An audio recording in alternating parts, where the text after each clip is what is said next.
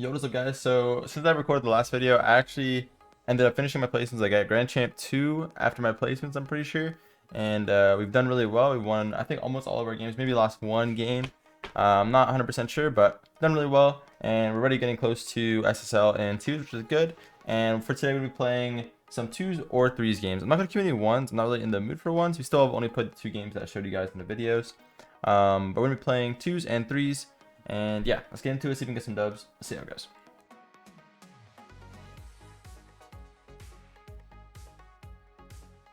Alright, the first game we got Antagonist 205 against Adam Fup and Nitu-J. Let's see how this goes. Good 50 for my teammate. Try to take my time on this here. Top touch to myself, get a 50. I think 205 probably should rotate all the way back there. Instead of turning, it just cuts off our other teammate. Makes it a little bit harder on him, but not terrible. Doesn't end up too bad. Little double commits like that aren't the biggest deal. It's more if you do double commit like that and then it just goes straight to the other team, that's when it gets dangerous. Those are ones you got to be careful for. I'm just going to pop it, see my teammate wants to go. I'm trying to loft it for him soft. I didn't really want to go for a straight up solo play there. I don't think it was the right play to make. And it saves me some boost as well. I'm probably not going to get by all 3 players. Going for solo play there, it doesn't really matter how good it is. First guy's just going to challenge. I have to beat that guy, then they get the ball for free. So I think it's almost better. Loft it for your teammate, get a soft touch. Unfortunately, I missed that boost. It's on me. Still got some pads though.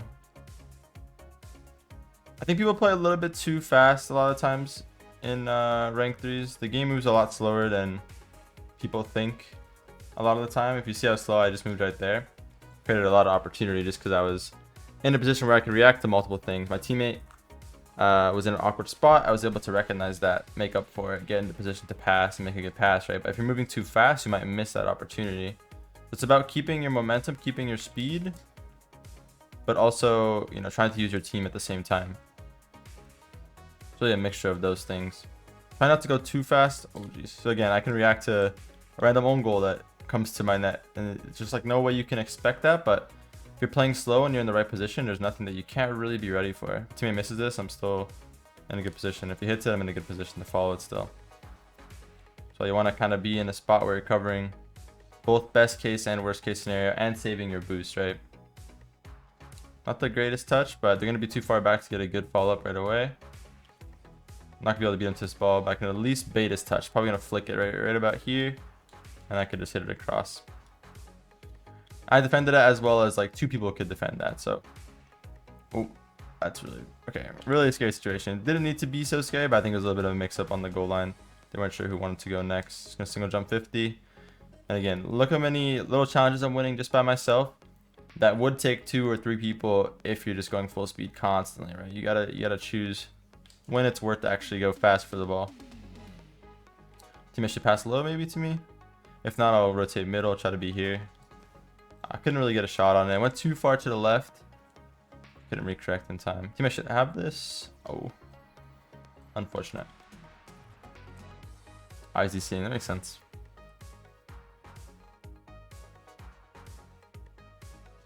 Should have been a pretty easy save to just pop over him, but if he's seeing, instantly becomes a much more difficult task. I'm just gonna fake the whole time.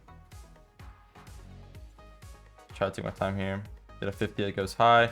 Bump the last guy if I can. It makes it really hard for them to defend this next play.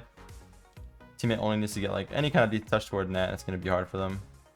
Try to get soft touch to myself here. I'm waiting for my teammate to rotate back, so I gotta stall time for that. So a quick hit toward the back wall actually wouldn't be useful. Trying to beat the opponent to that. If I get a touch on it, it's good. Might be bad here.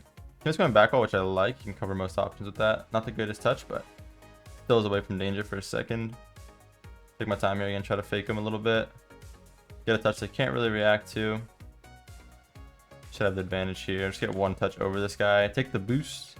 Gonna create some pressure.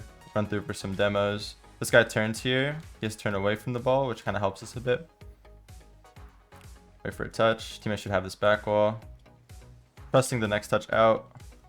Again, can be risky if my teammate makes a mistake there. And now it brings both of us into that mistake. But you have to have trust sometimes, or else no play would ever really form. I'm trying to beat him here. Again, just baiting the touch. Go for a bump. Go quick here, trying to beat him. There we go. I'm not really even trying to like hope that goes in. I assume that if I beat him there, it probably gets saved. But my whole role there is just try to beat that guy. Helps my teammate get boost, helps him get back around in the play, and it helps him be more valuable after the fact. So going for just a straight up shot that's low is not going to work. So just anything above him works there. Again, trying to play in a spot where I'm reacting to multiple scenarios at once. Got around the whole team pretty much. Got it out of defense. That's all we need to do.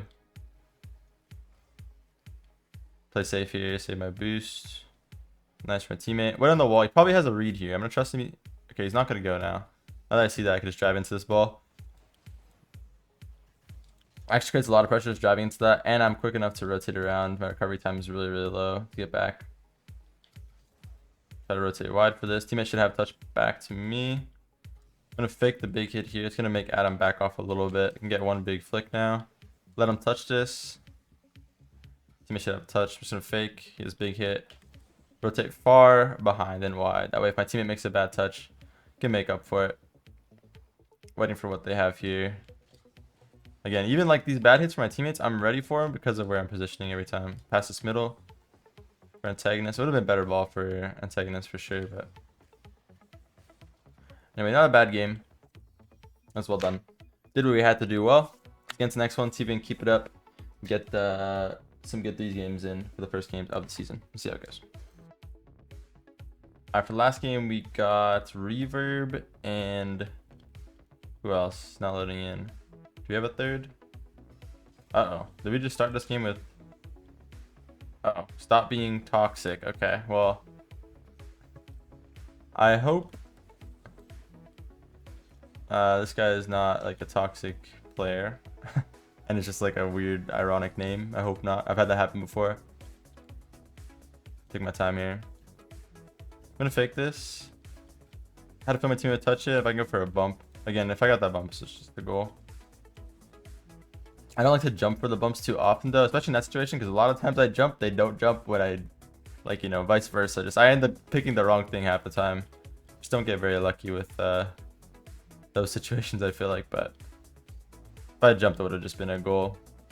But I assume in my head they're gonna see me going for a bump and then jump. So if I stay on the ground, it's the best case scenario. But oh my god, that's actually crazy. Can't tell if he has this. Stay there just in case. Good to play the miss. Good reach from him. Gotta play for the mid boost here. Actually a good paw from him. Filler should beat him by a good margin though.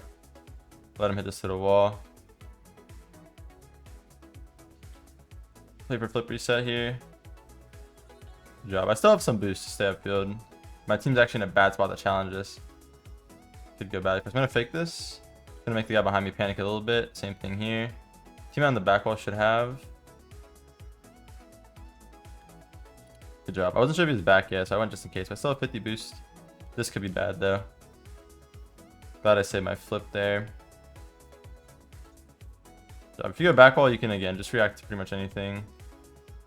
Reverb's moving a little bit too fast. It's the one like bit of criticism I give him straight off the bat. Like this bit of defense has been a little bit difficult, but you have to pick your times to, you know, to speed up and what you're actually choosing to go for. I think it's gonna just be a goal for them.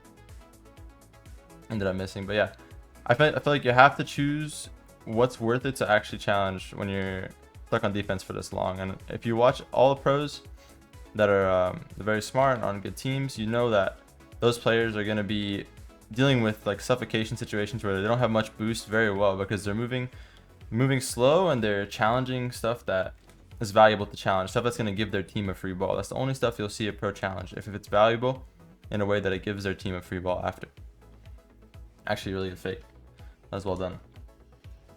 But in the other team, they don't have anyone really challenging this. Philo should trust that Ro will be behind him. Because he doesn't challenge, it makes his life a lot harder. It makes pretty much both of them equal one player.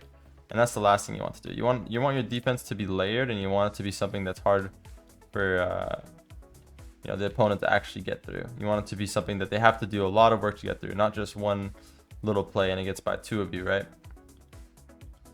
Try to just challenge this. They have to hit the shot perfectly for it to be a goal now. And I don't think that's going to happen. My teammates have a lot of time to react to it. So if I challenge something at midfield like that and it forces the ball way back to my back wall, I think that's best case scenario. Just gonna stay close to this, fake the bounce. Teammate should be back. Actually does become really bad because he misses. But it should be that should be like very easy for us to get control of the situation after. Yeah, it's just a bad miss, but it's okay. He has a lot of time to get a soft touch to the corner. He's a lot of time to do anything with that ball pretty much. If you're moving forward in a solo play and you get dispossessed, actually not a bad thing. You should have 2 teammates behind you. If you're first man moving forward in a solo play, it really shouldn't matter at all. If anything, I would say the majority of pros actually try to bait losing the challenge on a solo play 90% of the time. And that's because if you watch what happens in a situation, if I have a solo play here, even if this gets past me, watch where it goes. Goes to the right, my teammate should win this ball, right? That's why it doesn't really matter if you get beat if you have someone behind you. It's more on your teammates to be positioned correctly. If you're second man now, it's a different story. You're trying to play for, you know, like right there, I made a mistake. I went for a perfect touch and I missed it. So it actually led to my teammate being in a bad spot because of that. If I was first man, it literally wouldn't matter at all. First man, you're free to make any kind of play you want pretty much. You're trying to put them in a position where they're throwing the ball away, right? Third man, you're trying to play as safe as possible for your team. You're trying to delay time for them to get back. And second man, you're just trying to play with your third man, make sure that your first man has time to rotate. That's pretty much all you're doing in all 3 roles. That's right there. Second man, I just baited that. Okay, again, it can be hard. Okay, this is why it can be hard when you're solo queuing, because our third man in this game, for example, every time someone's third, so I think it's been Reverb a lot of the time, he's been having like a tendency of staying up a little bit too long. So when he goes for a play, oh, I should have been saved as well. When he goes for a play, he's staying up in their half for a little bit too long, like a few seconds too long. So when that happens, it forces the second man to have to play a lot safer for a lot longer than necessary, and that also puts a lot of strain on the third man. So that's why threes is all about everyone working together. It's like all about being a cohesive unit, everyone being on the same page. That's why solo queue is very difficult, and I think people complain most about solo queue threes and say it's awful, whatever, but the reason why is exactly that. People don't play the roles exactly how they should be played, but again, it's very hard to teach those things, and the only reason why pros even know those things and how it should be played is because they've been playing professionally for years. I've been playing this game professionally for so long. It's the only reason why I understand what those roles should be doing. And even then, I sometimes I just don't care what's happening in a ranked game, and I don't like pay enough attention. So you can't really be too critical of those things a lot of the time. I think a lot of people watching pros will watch them and be like, why are they just driving up to the ball? Why are they letting the opponent hit it over them? Stuff like that. But it's actually like very like deep, like little decisions like that are actually very deep things. I think you're trying to bait it for a teammate, then move toward the left, like create a play, like you're creating a counter off of them having the ball already. You're trying to formulate a counter off of them having full possession of a play, which is something that, you know, you're watching it and you don't see what's happening. But for example, someone has a dribble, I'll go up, I'll bait it, he'll flick it to my teammate that's behind me, my teammate will hit it to the left to me. I now have full control on the wall, and I can make a play over one, pass middle, go for air dribble bump, whatever I want to do, right? But it gives me a lot of options because I just drove up and baited it. But you know, a lot of people don't see that. They think like, oh, you got flicked or you got beat to that. It's not a bad thing to get beat to things. If you're first man, if you have a teammate behind you, you're actually just passing to your teammate. You're essentially just making them pass it to your teammate. That's all it is.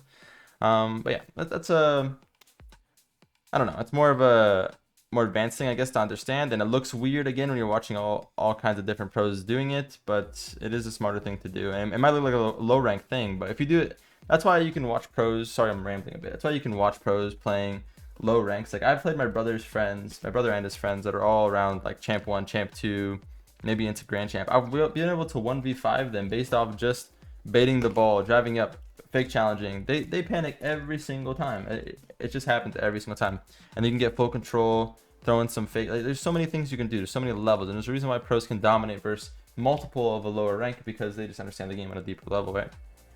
But a lot of you guys watching might be those champ 1 players, champ 2 players are like, why are they just driving up to the ball? That there's a big reason behind everything a professional player does in this game. It's very difficult to explain every single thing, but there's a lot to it. There's a lot of little things that go on, a lot of little things pros might not even be aware of that they're doing. That's just, you know, developed habits over time. That seems to be the best case scenario for most situations. And it's just it's a very complicated game, to be honest. It's very complex, and I think that's why I enjoy it. That's why I've learned so much over the years about it, and that's why I like playing it every day still. So yeah, hope you guys enjoyed. Have yourself a wonderful day or night, whatever time it is you're watching this. Like, comment, subscribe, and I'll see you guys all in the next one. I love y'all. Peace.